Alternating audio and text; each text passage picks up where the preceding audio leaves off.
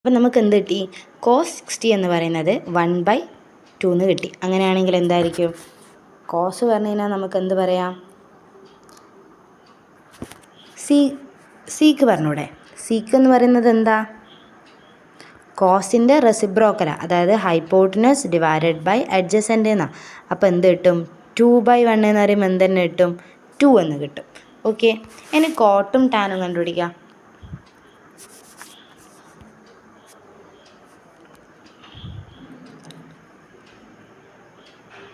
Tan 60 എന്ന് പറയുന്നത് എന്താ?